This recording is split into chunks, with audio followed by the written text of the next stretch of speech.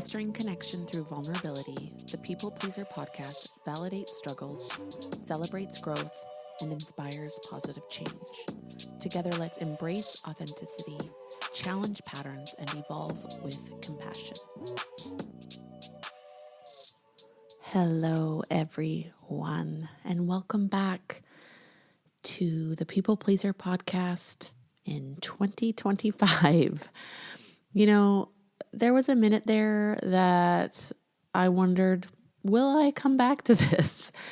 And I noticed that over the past few days, maybe even longer, it's just been on my mind. The podcast has been on my mind, but I had this feeling of self-doubt or fear or worry that I kind of made some big promises or some big claims in my last episode where I shared that in 2025, I wanted to bring guests onto the show, onto the pod. And I thought that I had to kind of have this big announcement, this big exciting blast to enter into 2025 back on the pod. And the reality is is that I have made no traction, no gains on signing up guests and getting that thing rolling. And the reality is that I just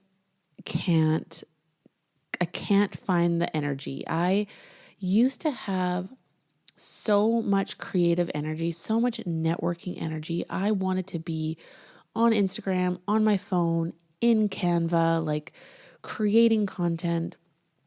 And my life is just really requiring me to be IRL, in the flesh, in the present. And I just am, and I've said this before, and I'm saying it again, like I just have less and less desire to be online, and I have stronger desires to just like be showing up in person, be showing up in community. And so I was kind of like guilting myself or just kind of beating myself up a little bit that I had set out with some pretty big aspirations closing out 2024. And those aspirations are still there, but I really am not interested in putting any type of unnecessary pressure on myself. I truly believe that things will roll as they are meant to, and that I will just keep kind of putting that intention out there. I'm very open to it. I'm very keen to chat with people and meet with people and have these conversations, but I'm just not really feeling a pull towards doing a deep dive into who can I bring onto the show? Who can I interview? I'm just not there right now. And where I am is pretty good, I have to say. I've had a couple of rocky days this week where my emotions have been running a little bit high. And I think that's truly just, and I was just talking to my husband about this just 30 minutes ago, that I run a pretty tight ship, and I like my life to go a certain way, look a certain way, feel a certain way. But that way is highly structured, very busy, very responsible, very ticking things off the list. And I have a lot on my plate, but I also am putting a lot on my plate that doesn't need to be there necessarily. Maybe it could be, that'd be great if it was there, but it's certainly not necessity. And at this point, any extra time, any downtime, any just opportunity to lay my ass on the couch and read a book or watch a show, go for a walk, go for a run, get on the Peloton, anything that is kind of cup filling, I need more of that. And I don't need to busy myself with just busy work. And so I'm glad I'm catching myself. I'm noticing it. I'm talking about it with my husband. He's noticing it. So I am on the right track. But Right now, I'm adjusting to sort of a new work schedule, a new term with my master's. I am doing my master's in counseling psychology, and life is just sort of filling up very quickly. And this is a challenge I run into pretty often where it's like I wake up, I do schoolwork, I go to work all day, I come home, I walk the dog, I do maybe a little bit more schoolwork, I scroll on my phone, I make dinner, and then it's freaking bedtime. And I'm like, what? That was the day? That was my whole day? And right now, I'm just so envious of like people who are free during the daylight hours. And although we are getting a bit more daylight, and I am literally counting the minutes of extra daylight, I'm just feeling like I'm in a little bit of a vacuum right now. And this is not me complaining. I'm just in it. So that is, hello and welcome. And I want to right off the top, or I guess we're, 6 minutes in, but I want to acknowledge that there are a lot of new listeners that have found me by way of a New York Times article where the pod was shouted out, and that is still pretty unbelievable. So if you found me through the New York Times article, hello and welcome. And I just want to acknowledge that article was first of all, by Connie Chang.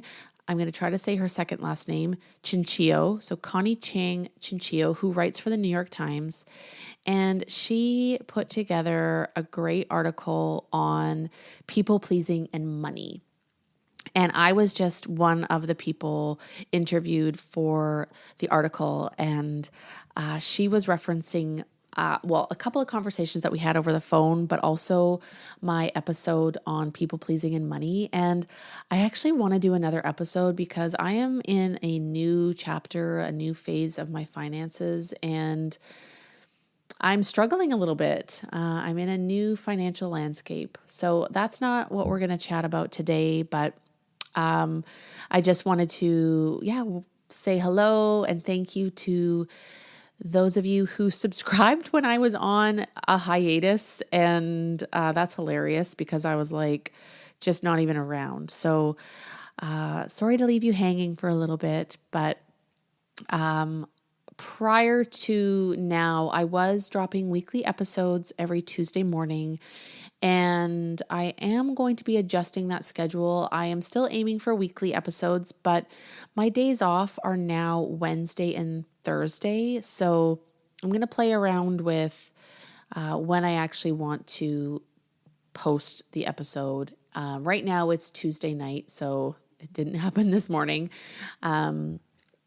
But just trying to really go easy on myself and just be able to dedicate proper time and energy to putting this all together. So, hello, Happy New Year. It is 2025. We are basically at the midway point of January. And how are you feeling? How has the new year been treating you? I know that this is the time of year where we can be putting quite a bit of extra pressure on ourselves to make changes or be a certain way by way of resolutions. And that is not necessarily a bad thing. I think we all have maybe a unique relationship with New Year's resolutions. I have been trying to keep mine in check and really just stick to the basics, the things that have always kind of been kind of just whispering in my ear, and just trying to put a little bit more intention into things that I'm already doing, but things that I want to just set maybe a little bit of a stronger intention behind. And my little trick has been I wrote a note in my phone and then I screenshotted it and I put it as my wallpaper on my phone. And that's just like it will eventually become background noise and I won't really be paying attention to it. But the things that I'm focusing on are laughably simple, but I think that it can be a really profound experience to really harness simple habits or behaviors or certain actions. So my number one New Year's resolution is to listen to more music.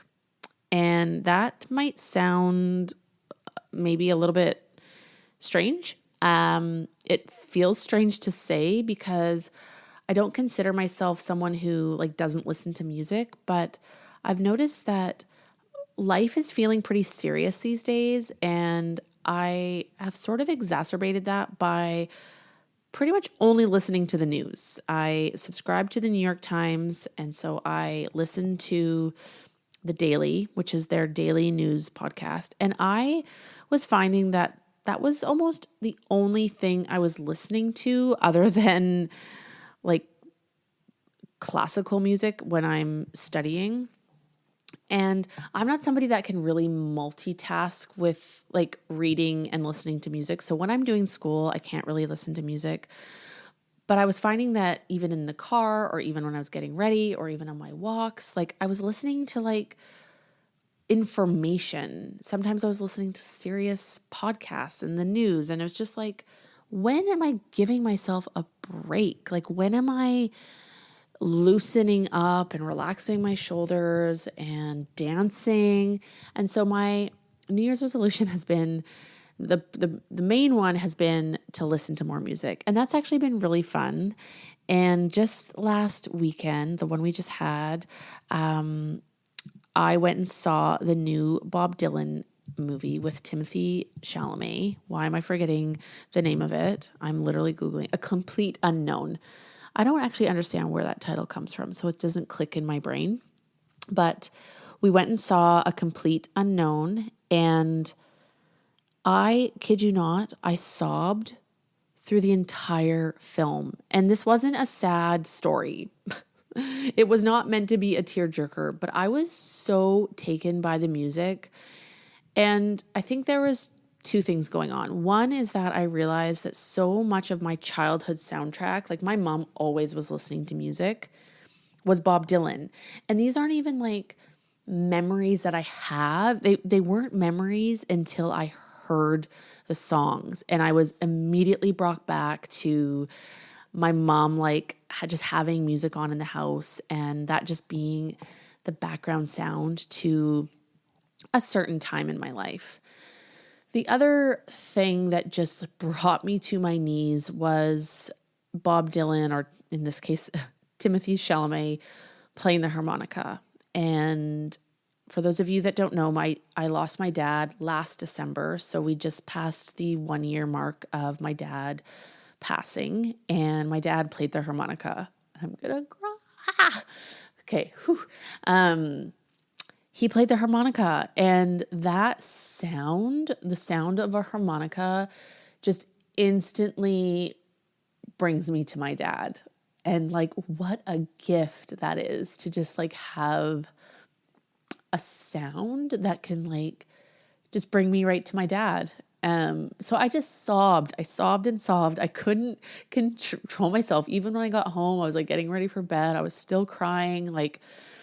It just really moved me. And I just want to have more creative, energizing, I don't know, just sound and opportunities to move and feel.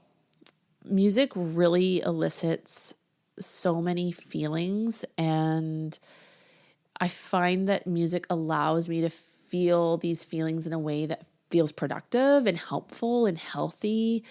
And there's no real rules. It's just freedom in the music, freedom in the sounds. So that is my number one New Year's resolution. The other ones that are just this is just an opportunity to reaffirm healthy habits that I always end up coming back to, but I'm just setting a little bit more of a focused intention, is meditating. So I have started a morning meditation practice, and I am using the Peloton app because I subscribe to it, and they have some incredible meditation guides or teachers. I've been loving that, and I'm just doing like 10 minutes, and I'm no expert. I have not harnessed the art of meditation per se, but I am getting something out of it. And that's really all that matters, is that it's giving me something. And I do it when I first wake up in the morning. And I've just really liked the practice of easing into the day really gently with a 10-minute meditation. I have also committed to stretching. So I, like I said, have a Peloton, and I've been riding it pretty regularly, I would say, like around 3 times a week. And I wanted to really commit to stretching after I ride. So I now, after every ride, I will stretch. And I'm trying to also just find opportunities to stretch throughout the week, like just around the house for no reason.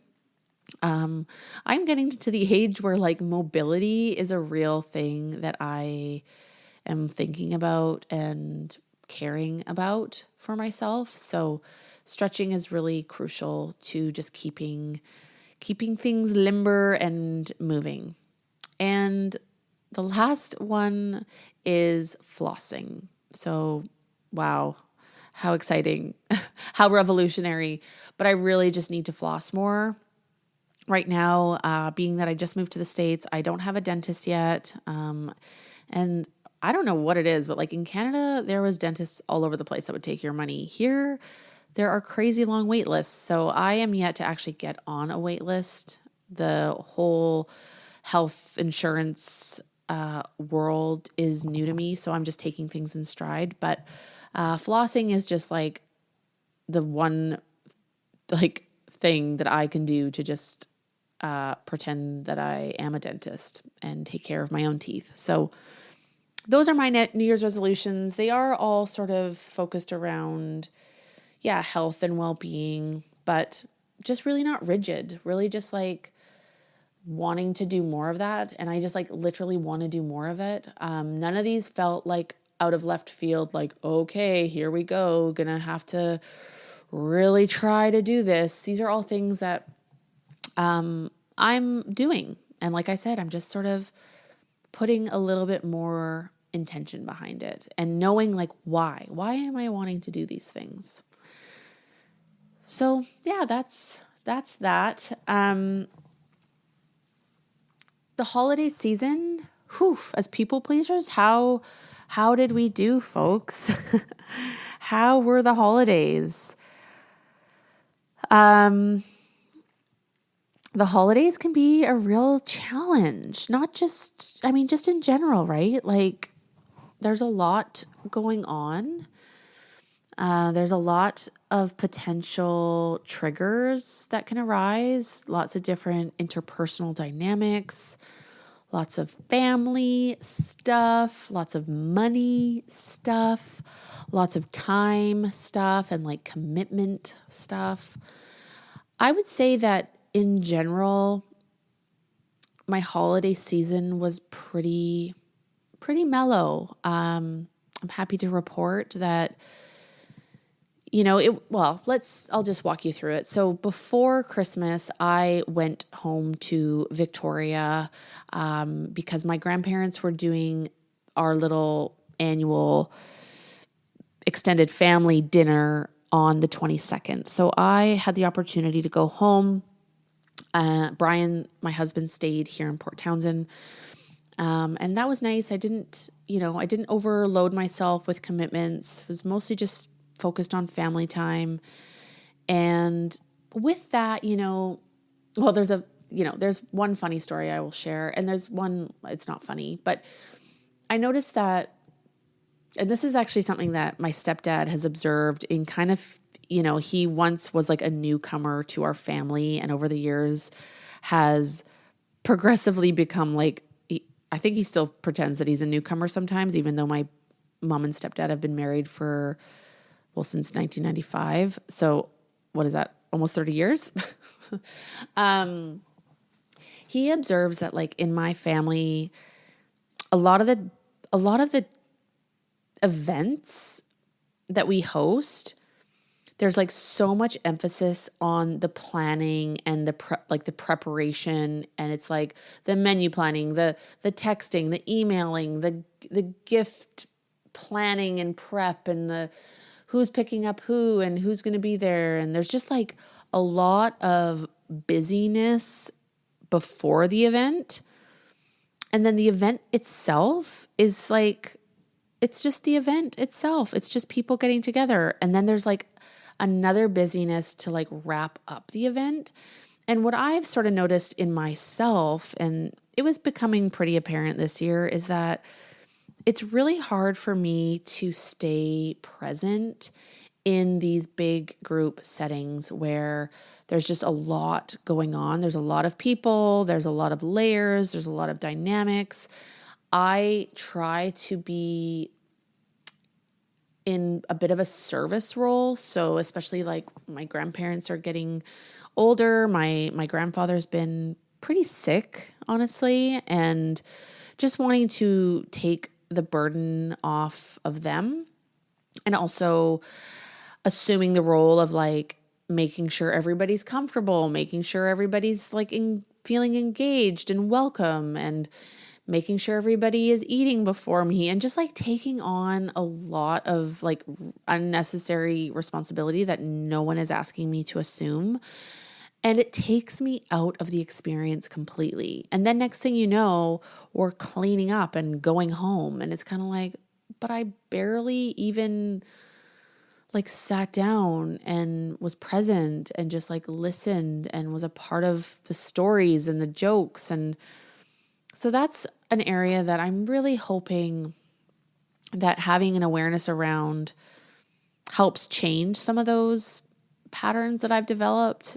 And it's not just in these like Christmas events, it's kind of everywhere I go. And I often reflect back to my first marriage. I spent the whole time at the reception like worrying about the food, worrying about cleaning up, like just worrying about people, making sure everybody was feeling welcome and had what they need. And I was the goddamn bride.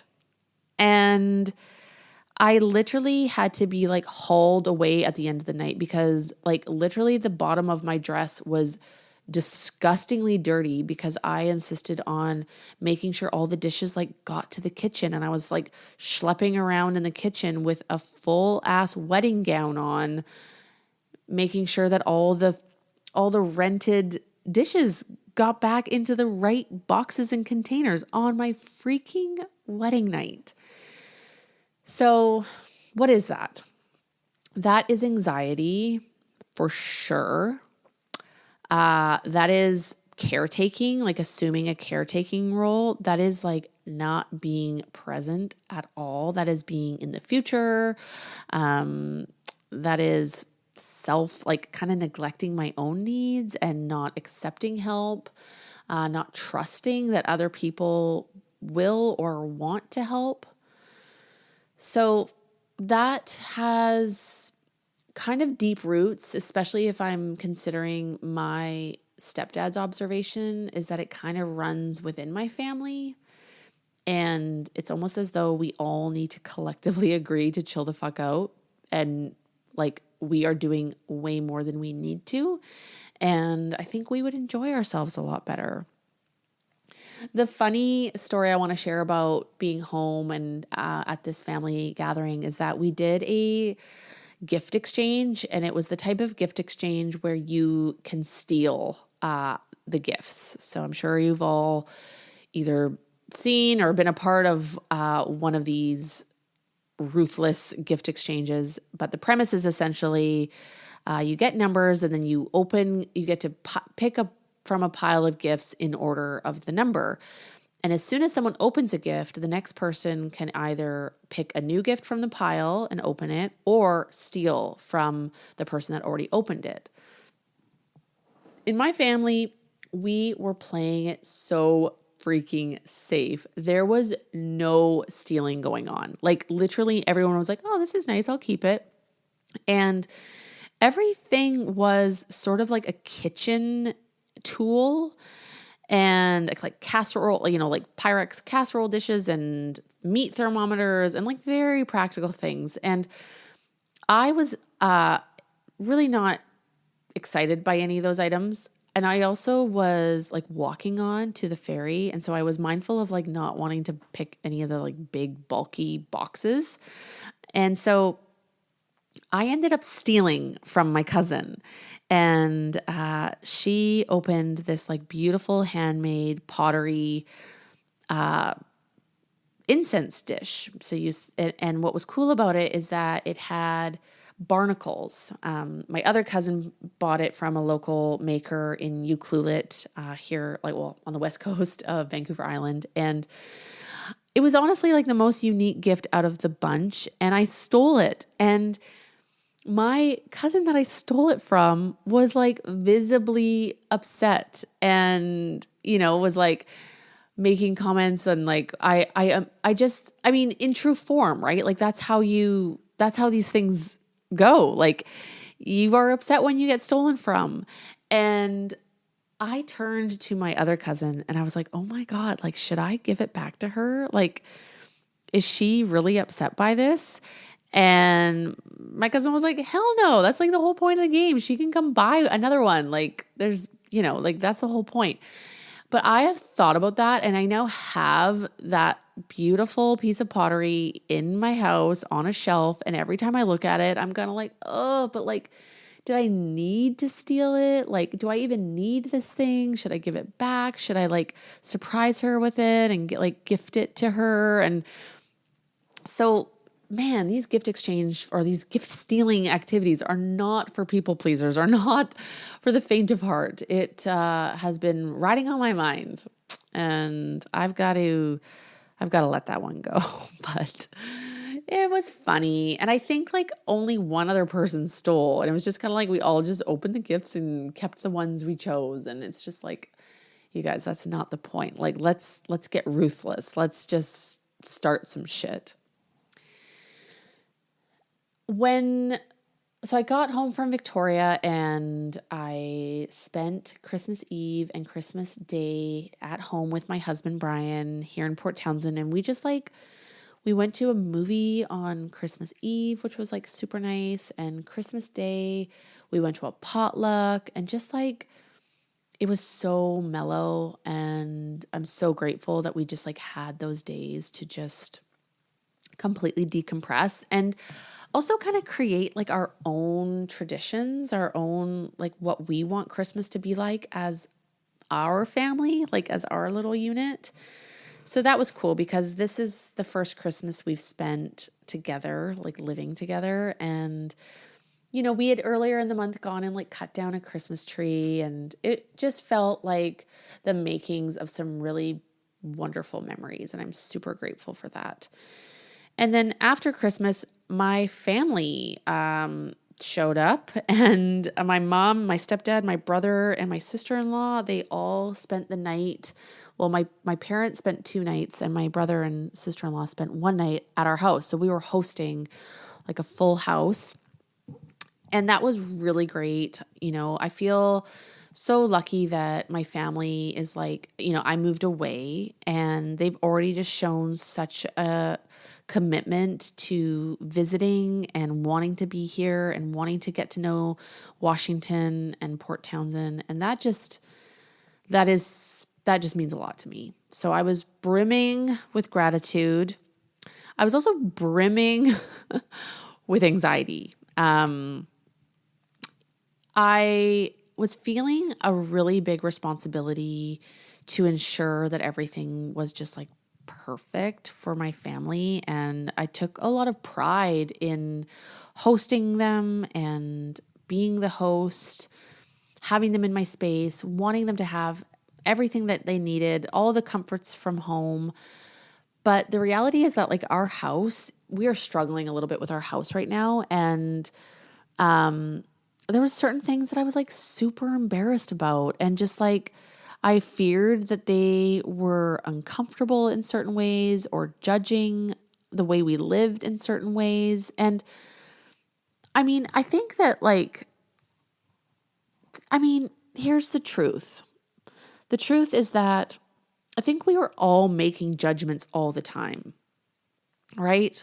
Like, I think that whole concept of like nobody cares is sort of not entirely accurate. Like, I think that we are all forming opinions all the time. We are taking in information. We are comparing things. Like, it's human nature. Like, but where I think there is a distinction, or that there's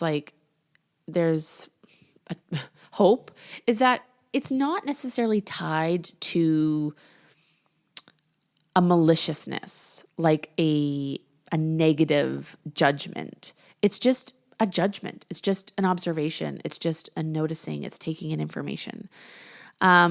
I think when I think about my mom, I think, oh, she might be worried about certain things about me. And I know this to be true because there have been different instances after the fact where she'll say, oh, I was kind of worried about that when that was going on, but I trusted you and, you got through it, kind of thing.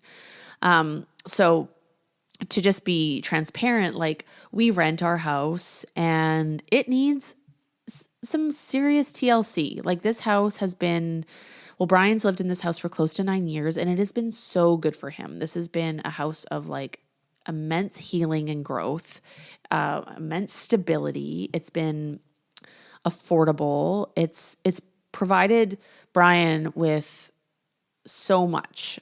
He's very, very grateful for this space. And I am very grateful that I was able to move into Port Townsend with my husband, and like, we have housing.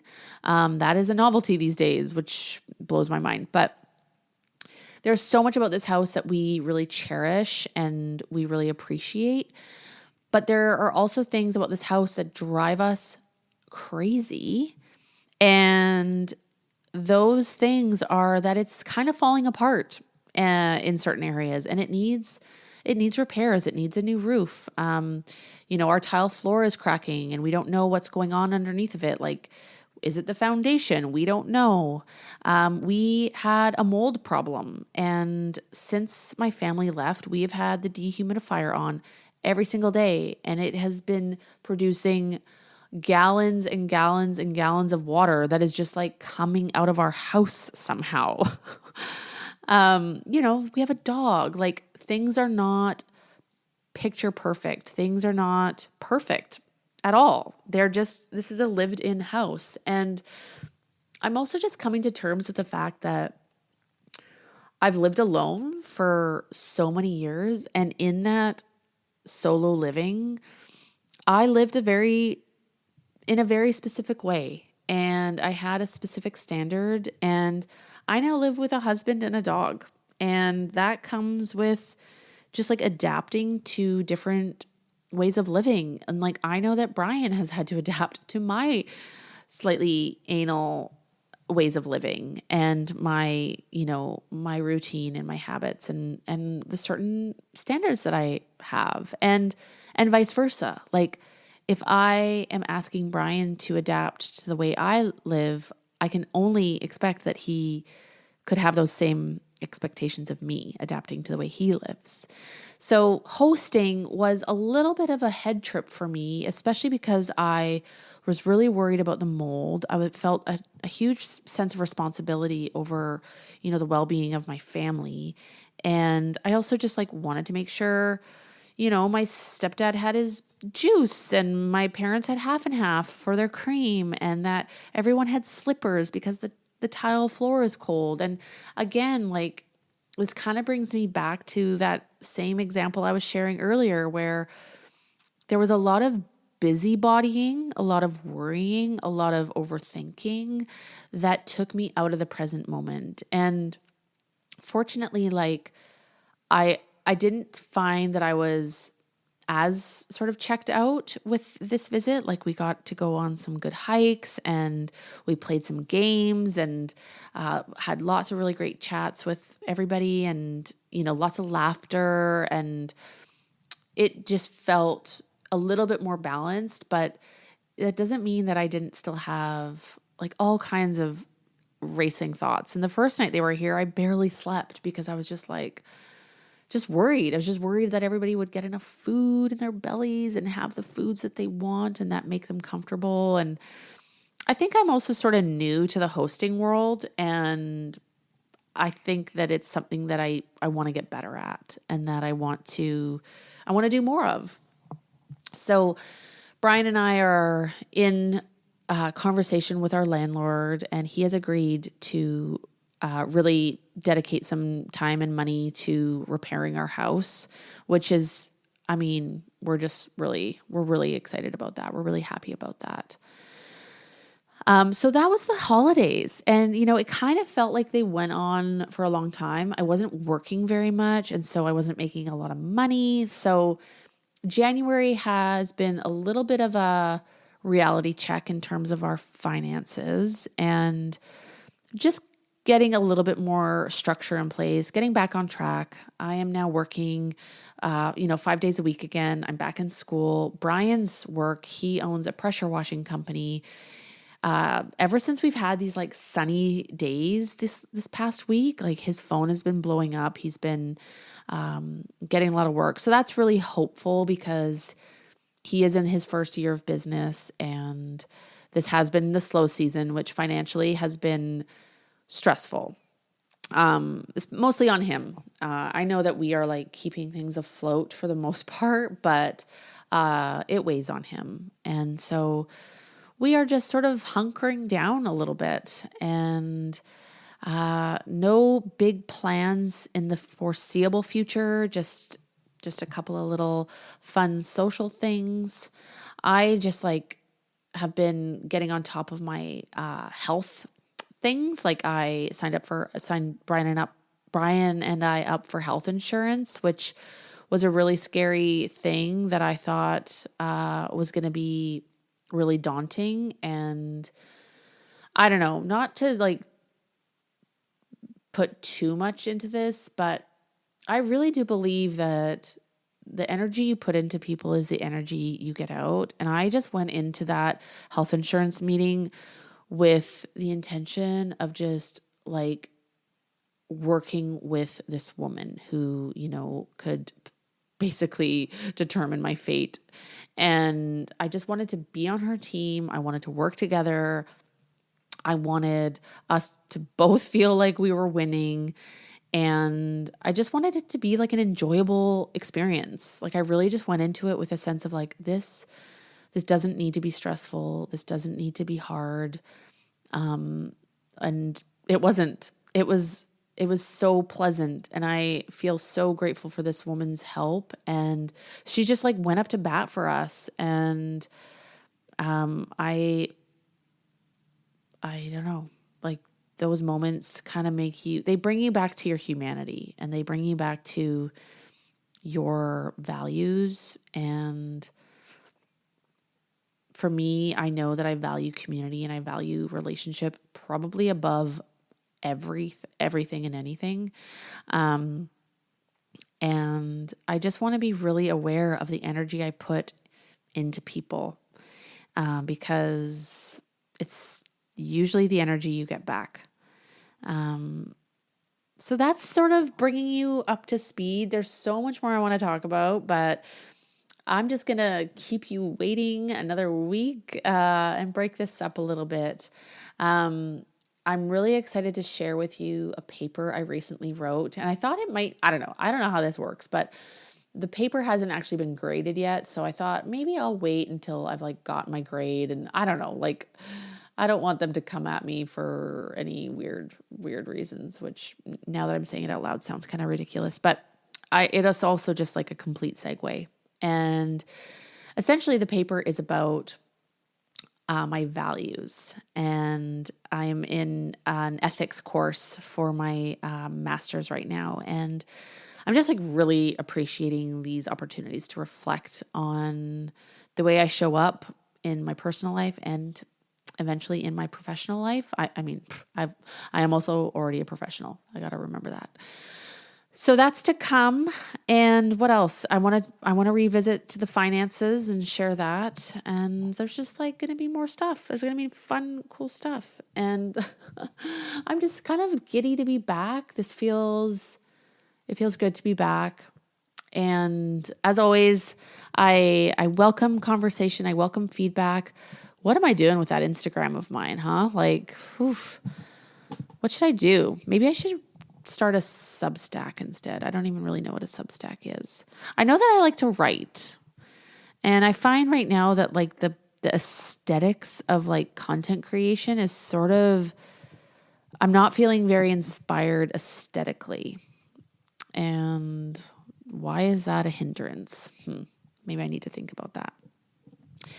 But if you want to find me, you can find me on Instagram. I will always respond unless you are trying to sell me something cringy, and then I definitely will not respond. But that's not you. Those are the bots. Okay, wow. Unhinged way to end. I love you. Thank you for being here. Thank you for being here after I took my wee little pause, and I will catch you soon. Bye. Once again, this is Corie with the People Pleaser Podcast. Thank you so much for supporting the podcast. And if you liked what you heard, please consider leaving a 5-star rating and a review on either Apple Podcasts or Spotify. You can find daily content from me on both Instagram and TikTok. Thank you so much for listening, and I will catch you on the next episode.